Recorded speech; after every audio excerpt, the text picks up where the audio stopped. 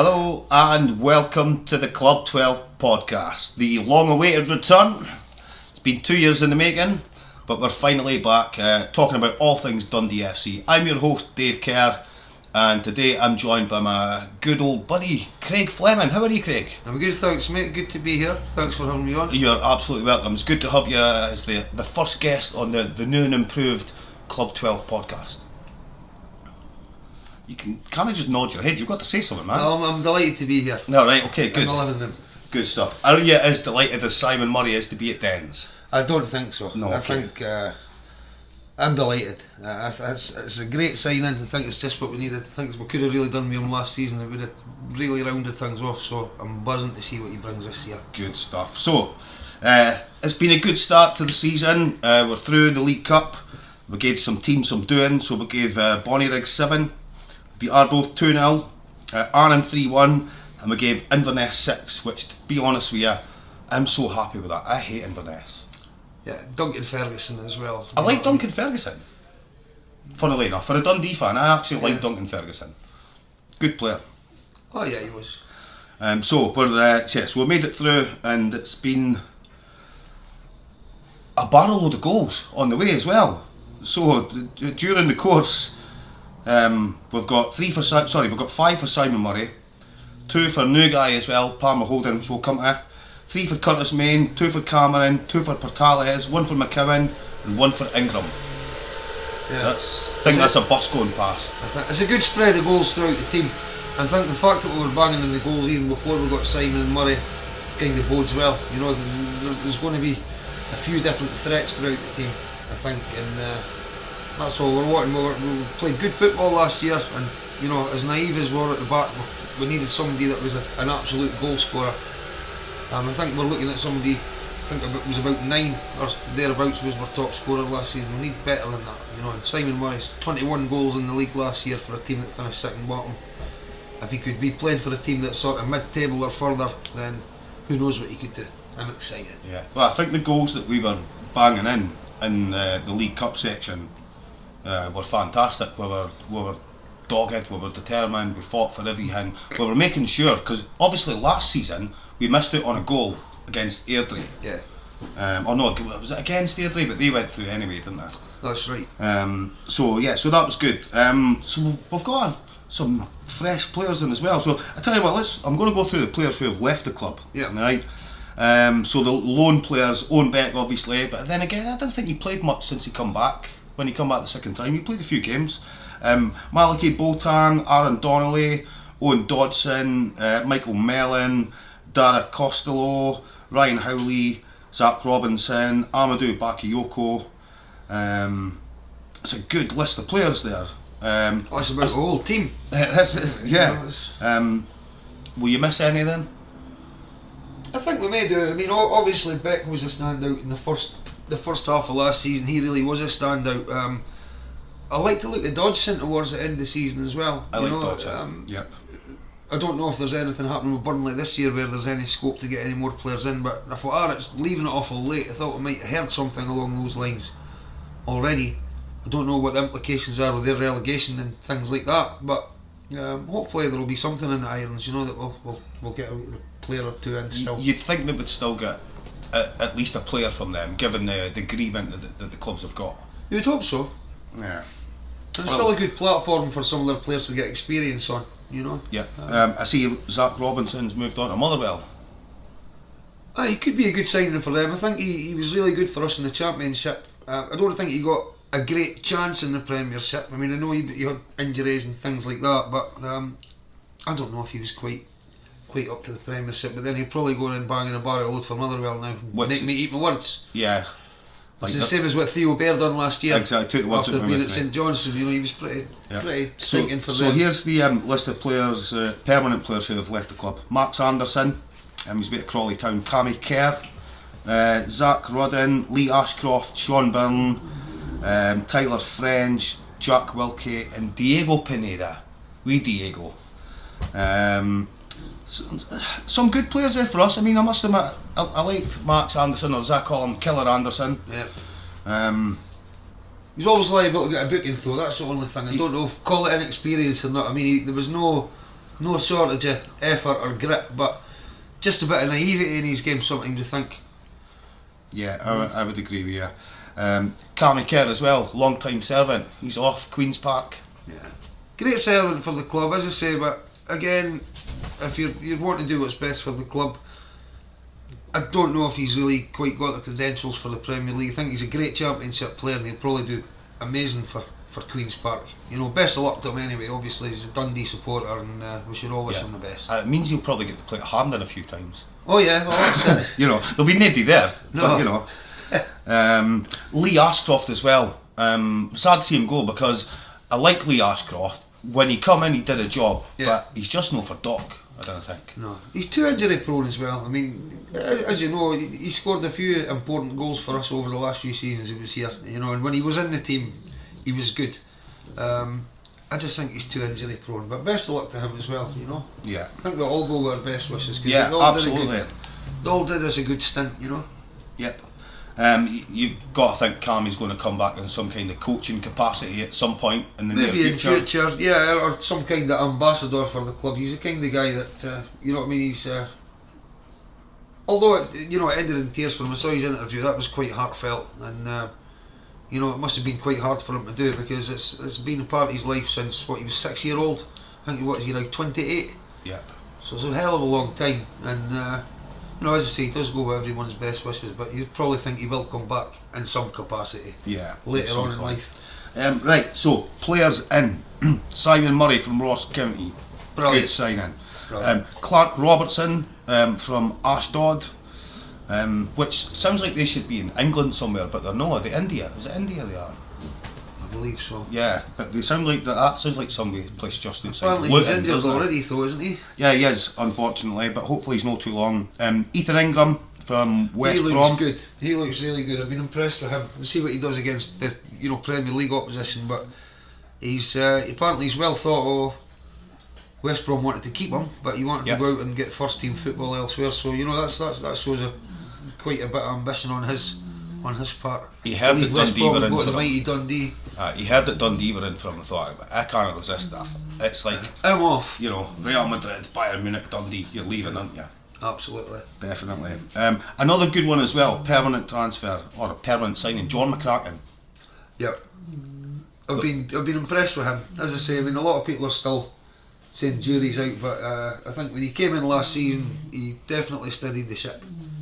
He's got one of the best kicks I've ever seen for a goalkeeper as well. He could plant it from 180-yard box into the other, no bother, from a dead ball.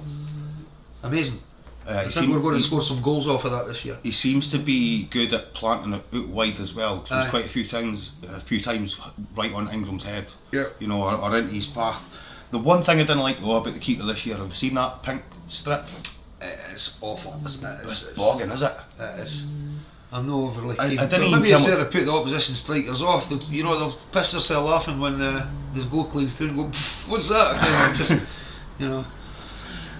So this week it's on to league business, but before we come to the big game, how do you think we're going to fare up this season? I think it's going to be hard to replicate what we did last year, but because you look at the teams that are in that league, you look at the top six, especially outside Rangers, Celtic and Hearts.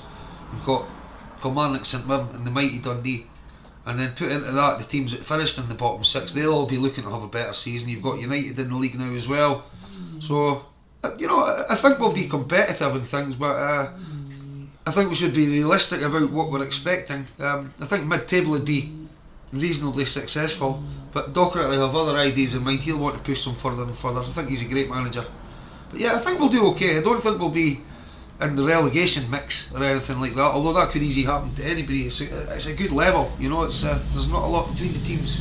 Yeah, to be honest with you, I'd be quite happy being in the bottom six even through the course of the season, as long as you've got that wee safety gap of sort of 6 to 9, 10 points. Do you know what I mean? You kind of need that, and I think for us to get into the top six this season as well, I think again we need Aberdeen, Hibs, Hearts to have poor seasons. Yeah, I would agree with that. Do you think any of them might drop their guard and let us in? It's hard to say. I mean, St Mirren as well, obviously. Sorry, yeah. St Mirren have been good the last couple of seasons. I've been really impressed with them. I mean, they are punching for the size of club they are and things like that. But I don't know where you can see Hibs and Aberdeen are going to have a great season this year after last. I mean, I think they're all living in the past. You know, really, all the teams are getting better and more professional across the board. So it's really competitive. You know. Yeah.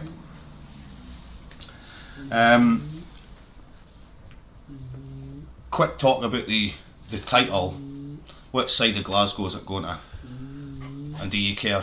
I don't care. In actual fact. Good. That's my favourite answer. I think we could all do without them, but I don't know. I mean, obviously it depends how Rangers improve their squad, but I think Celtic, they've got the experience of. They've got some big players. Rodgers has been there and done it before. So yeah, my money would be on Celtic if I was a gambling man. Well, I am a gambling man. I've put on my 56,500 to one accumulator for the bookies. See, the thing is with the Scottish Premiership is it is one or the other, right? And from a bookie's point of view or a betting point of view, it's kind of pointless. Yeah, putting them on. It is. Whichever one it is that you put on. So I've kind of left that. I think I can't remember if I'm honest with you. I need to go and check my coupon. There's no way that anyone here is going to do a Leicester, for example, in Scotland. I mean, as much as you like to think that could happen, it's just never going to happen now. The golf's too big, and it's them that's caused it. Yeah, well, I would agree with you. Who's your relegation candidates? Because I'll be straight up honest with you. Ross County are getting relegated. 3 reasons. They sold their centre half. Who was their captain? I can't remember his name. That's terrible. I actually looked at it earlier as well. Yeah. They sold their top striker, Simon Murray, to us. Yep. And they also signed Jack Hamilton. Yeah. Goalkeeper. I think that's the worst of the 3. He has got serious previous history for relegation. Yeah. I think, was he at Hearts when they got relegated? I believe so. I think he was at Hearts. He was certainly us when we got relegated. That's he was right. part of the fucking problem. I think so. He was at Livy last season. As much as Guess what? They got relegated. I didn't think he really played. He played a few games. He did have a few games. I remember seeing him on Sports Scene a couple of times and thinking, oh my god, they're getting relegated. Yeah. They've signed Jack Hamilton. What I can't believe is that there you go. I think you said he left Hearts. This will be the 3rd or 4th team he's signed for since he's left Hearts. Now, who's looking at him and thinking, I need to sign a goalkeeper? Oh, Jack Hamilton, he's my man. So I can't understand anybody's logic unless there's been, there's something dodgy going on. I don't know. Yeah, I don't know. I mean, maybe he's just good banter. Maybe he's good about the dressing room, but Maybe that's not really a reason to keep somebody playing at that level. He's not the greatest at crosses, and his footwork's really bad, but tells a good joke on the bus and that. So, so we'll get him in the first team. Get him in the first team. Right. Right. Okay. Let's come to the big business. Sunday, 4th of August, 1:30 at Tannadice Park. Dundee United versus the Mighty D's. Are you looking forward to it? Definitely. I mean, it's the only fixture ever in my life where I've got butterflies all week before it. Yeah. And they're starting to come. It's only a few days away. Unfortunately, I didn't manage to get a ticket in time, but no, I believe it's on Sky Sports. Well, Sky Sports aren't paying me, so it probably is. You can still watch it there. What about yourself? Did you get a ticket for the match? I did. I managed to get tickets for me and the 3 boys. Oh, Jamie got, because you were only allowed 2 as well. So Jamie got tickets and I got tickets. Good. And it was a bit of a sweat, I'm not going to lie, because you got to then, so it basically puts you in this queuing system, right? And you get to the front of the queue and then it just kept bringing up an error. Right. So I clicked back instead of clicking refresh, because I thought if I refreshed it I'd lose my place in the queue. Yeah. And that seemed to kick it into life. And so I was like, boom, give me 2 tickets. There's your money, you greedy Arab bastards. Although to be fair, you pay to our club. And what are they charging for tickets? So it's £34 for an adult's ticket. I know. If the folk in here could see your face now. Oh dear. £34 to go to the piggery, and £20 if you're a bairn. That's steep. Yeah. That is really steep. I mean, for a game in Dundee, you know, whether it's a Dundee derby, you know, £34, and that's not even for one of the best seats. It's restricted view. Restricted view. Restricted view. Yeah, so we're up in the Jerry Kerr stand, which I'm kind of hoping we're just above the dugouts, because I'm going to give Jim Badwin pelters. Oh, I would as well. Absolute pelters. How do you think we're going to fare in this encounter? I don't like to call it because derbies are a different thing. You know what I mean? I think for the first time in years we have to be the favourites, and probably clearer favourites than what we ever have been, if at all. Yeah. Based on the season we had last year, the fact they've just come up, but then they could be looking at what we did last year and think, let's emulate the mighty Dundee FC. Exactly. Yeah. You know, we're larger neighbours. You know, so who knows? I hope we murder them. Like, I'm hoping for a 7-2 or a 6-1, but we settle for a 4-0. To be honest But with I you, think it's going to be 2-2. I'd take a 1-0. Oh, so would I. I would at this minute I'd take a 1-0. I mean, I'm expecting to play well. Yeah. And with no give up anything, and I think on that basis that'll probably give me the edge in it. Yeah.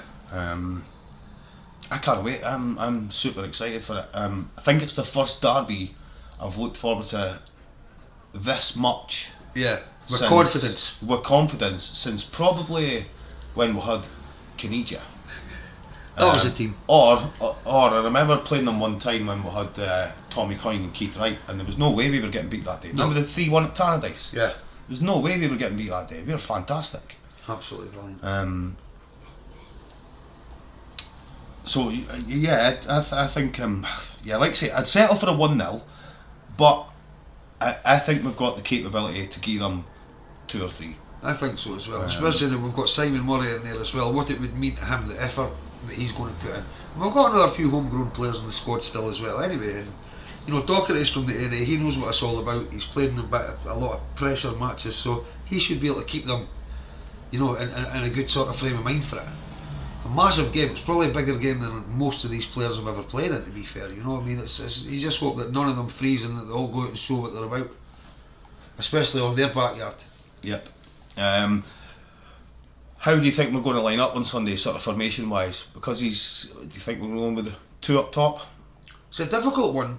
It is a difficult one because even if you've not got the 2 up top, you've got guys in support like McCowan and Cameron that could, you know, play just behind. But you don't know if he's going to do that. Whether he's going to pack it with 5 in the midfield or make it a changeable 5-3-2, 3-5-2, or whatever the case may be. But we just don't want to give them any time or space. You know, just show them what we're all about. If we concentrate on our capabilities, I think we should be too good for them. You know, Yeah. whatever way we line up. But you know, I think that Finlay Robertson should get credit for his left back performances, but it's good to have a natural guy in, and I think that's going to help the balance of the team as well. Yeah. Okay. Yeah. So actually, did I mention that guy that we brought in? I'm not quite sure I did. Did I go through the loan signings? Anyway, the guy from QPR. Yeah. He's a left back. Do you Yeah. think he's going to replace Finn Robertson this weekend? I would think so. Again, as I say, Robertson's done really well. I think the fact that he's 2-footed as well, he could probably play on either side. But again, he's not really full back anyway. You know, he's more of a midfield man, but he's not let us down. But I think having a natural left back in will help the balance of the team. And who knows whether that'll go for a 5 at the back or whether it'll be a 3 at the back. It'll change throughout the game. The modern game does, but I'm excited. I'm definitely excited. I think we've got a good chance. I still didn't like making too many bold predictions before derbies. I know. Because the thing is as well is you're right. Derbies, it doesn't matter who's the form team. It does kind of go out the window a wee bit. It does. But I think with the fact that the way we play, it gives us that bit of determinedness. Yeah. I don't know. Maybe they've got that as well for winning the league last season. Maybe they've brought in a couple of Macedonian guys who they're all raving about. Yeah. But I've no seen anything. Not that I watch United, but you didn't really know until you see them, eh? No, that's it. Dundee's supposed to be playing Luton Town in a friendly as well. I thought we were supposed to be playing them. United played them last week. When's that happening? Did that? think we maybe missed that one. I don't know, but I'd heard that we were meant to be playing Luton Town as well, but didn't hear anything else about that. Nah. United drew 2-2 with them. I'd never heard of that one either. I mean, we did pretty well in pre-season with friendlies. We were kind of unbeaten, although pre-season friendlies, fitness building, getting the team used to the way of playing, you can't take too much out of them, I guess. You can't, but I think the size of the pre-season now, the size of the close season now, it's only a matter of a few weeks, so guys are not going away and coming back 7 or 8 weeks later out of condition, you know, the way they used to be, so they kind of hit the ground running, and I think you just see a fitness about them from the off these days, you know, so I think we're looking quite good, and I think the guys that we've brought in, they look like they're gelling in, so I think we're going to have a good season. I think we're in good shape. Yeah, I think we're in good shape. Fucking motorbikes. We must be able to pick that up, eh? I think so. If you guys could hear that just now, there's a cunt on a motorbike outside. It's nearly as bad as the guy on the bus. Anyway, yeah. So the season ahead, I think we're going to do pretty well. I think as long as, like I say, as long as we're comfortable and above that playoff place, I think we'll be alright. Yeah. I think we'll be good. I'd like to think that we'll push on for last season, but at the same time, that's what I'm happy with. That's my baseline. I would say so. When you look at the teams that are in the league as well, it's quite an impressive finish where we did. You know, when you look at Celtic, Rangers, Hearts, Kilmarnock, St Mirren, Dundee, and then some of these teams that are in the bottom six, as we say, it's, you know, you could say that we were punching, but we just looked really good and really well organised, and that says a lot about the manager we've got. Yeah, definitely. So with the weeks ahead or the seasons ahead, what players are you expecting to shine for us? I mean, straight away I'm thinking Simon Murray. Me as well. However, at the same time, Luke McCowan, Mo Salah. Mo Salah sitting in that hole is Yeah. a linchpin of our team.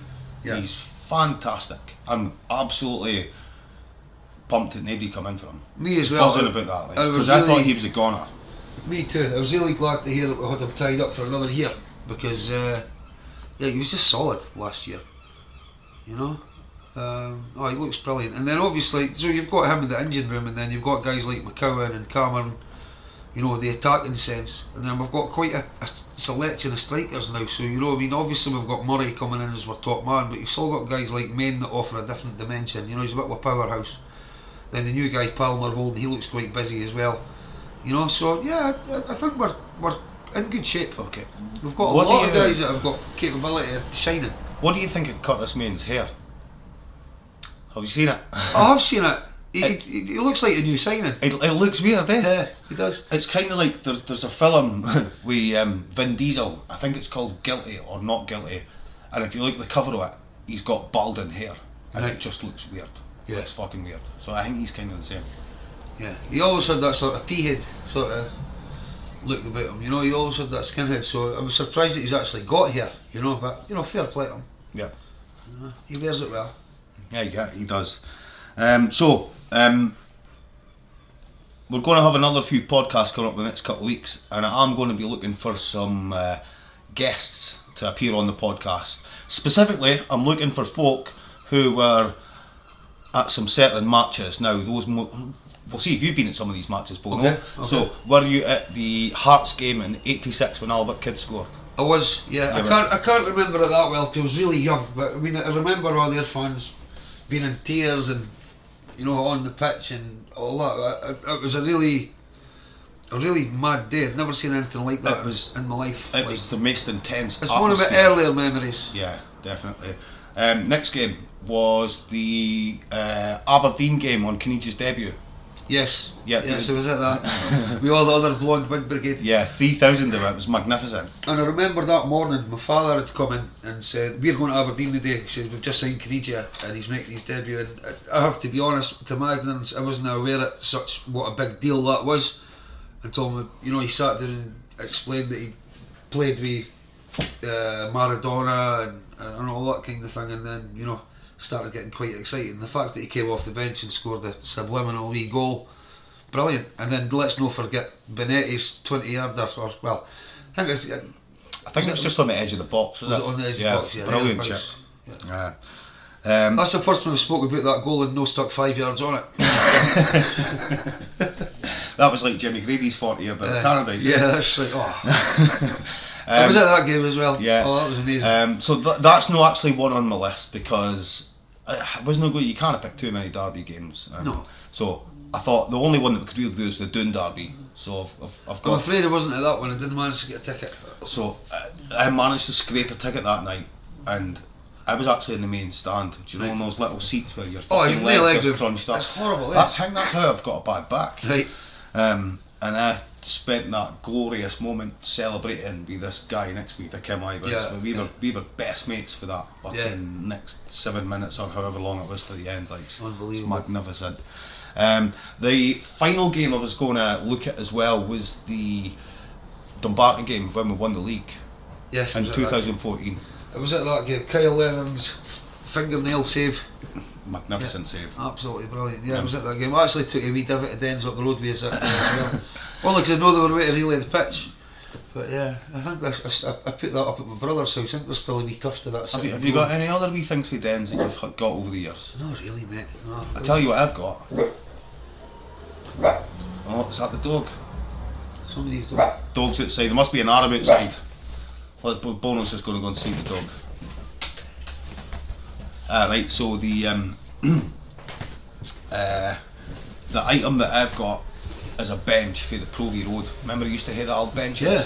So when they were knocking down the stand, or when they were building the two new stands, my pal Davey Nay, he went up and got our benches. So Right. I've got, I think is it blue and white I think I've got, it might be blue and red, I'm not quite sure.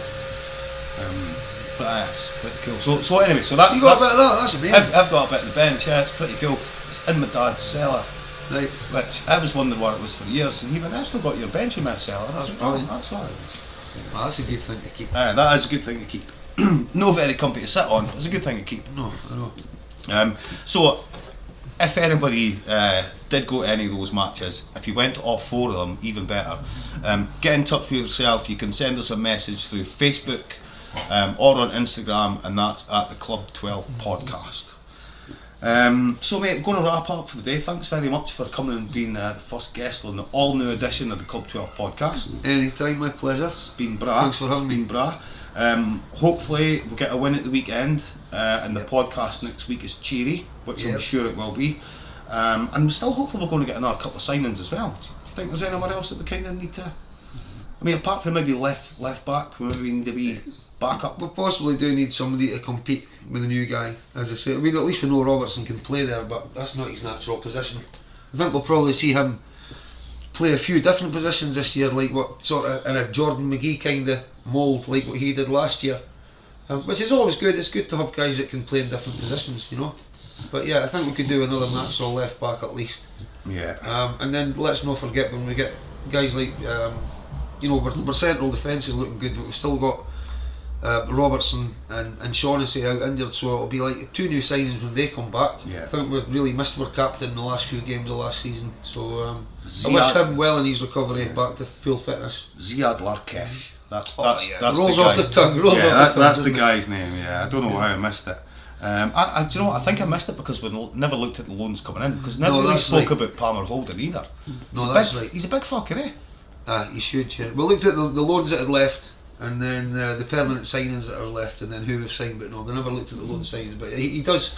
He comes with a good background, you know, good pedigree, and apparently he's quite well thought of. So let's see what he can do. Yeah, cool. And come on, the D. On the D's. So thanks very much for listening to the Club 12 podcast, and we'll be back next week. Cheers, goodbye. Bye.